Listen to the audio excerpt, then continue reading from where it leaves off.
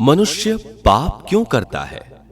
मनुष्य धरती पर जन्म लेने के साथ ही गलतियां करता जाता है, जिसका उसे पाप लगता है। लेकिन मनुष्य जानबूझकर पाप क्यों करता है? इसका बहुत ही सुंदर जवाब श्री कृष्ण ने दिया है। एक बार अर्जुन ने श्री कृष्ण से पूछा कि मनुष्य पाप क्यों करता है और क्यों उसे 84 लाख योनियों के बाद मनुष्य का जन्म मिलता है। तब श्री कृष्ण ने अर्जुन को बताया था, कामना मनुष्य से पाप कराती है। कामना से लोभ और क्रोध उत्पन्न होते हैं, जो मनुष्य को पाप में लगाए रखते हैं, और जब वो पाप करता है तो उसकी दुर्गति हो जाती है। मनुष्य के मन, इंद्री, बुद्धि, अहम और विषयों में कामना का वास होता है, और यही कामना मनुष्य के पतन का कारण है। लेकिन इंसान को ज्ञान रूपी तलवार से इस कामना को मिटा देना चाहिए। मनुष्य के कर्म उसके बंधन के कारण बनते हैं, लेकिन यही कर्म जब दूसरों के हित के लिए किए जाते हैं तो उसकी मुक्ति के द्वार भी खुल जाते हैं। अपने स्वार्थ और कामना के लिए किए जाने वाले कार्य बंधन बन जाते हैं, और दूसरों के लिए किए जाने वाले काम निष्काम भाव। प्रेम में अगर किसी कार्य को किया जाता है तो वह मुक्ति, आनंद, योग का कारण बनता है। कहा जाता है कि दूसरों के लिए कार्य करना ही यज्ञ है। ऐसे ही अलग अलग पाप करने पर अलग अलग योनियों में जन्म मिलता है। सनातन धर्म में ब्राह्मण को पूजनीय बताया गया है।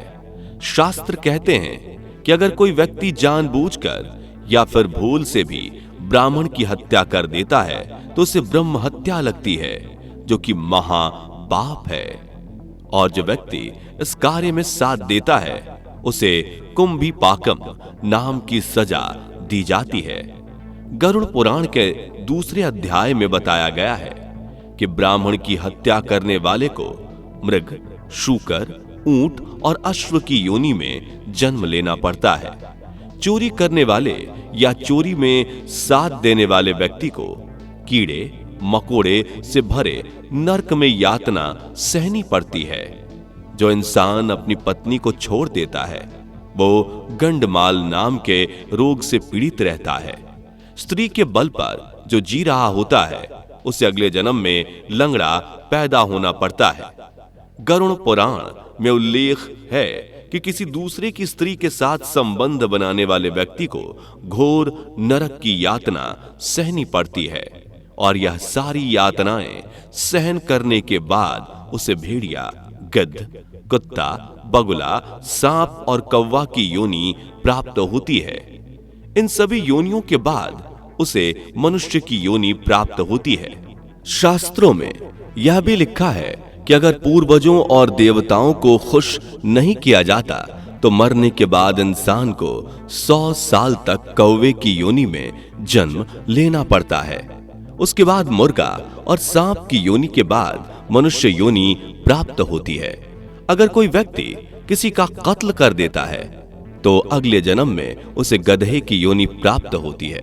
लेकिन जिस हथियार से वो हत्या करता है, अगर उसी से उसकी हत्या हो जाती है तो उसे मृग की योनि प्राप्त होती है। इसके बाद वह मछली, कुत्ता और बाघ बनता है। फिर अंत में उसे मनुष्य की योनि प्राप्त होती है। जो व्यक्ति अपने से बड़ों का अनादर करता है उसे कूंच नामक पक्षी की योनि में जन्म लेना पड़ता है पूरे 10 सालों तक। माता पिता या फिर अपने बच्चे को दुखी करने वाले लोगों की अगले जन्म में गर्भ में ही मृत्यु हो जाती है। जो लोग महिलाओं का शोषण करते हैं उन्हें अगले जन्म में कई सारी भयानक बीमारियों से ग्रसित होना पड़ता है। महिलाओं पर अत्याचार करने वाले को नरक मिलता है और उसके बाद उसे चांडाल योनि प्राप्त होती है। शादी में अड़ंगा करने वाले लोगों को मच्छर की योनि प्राप्त होती है।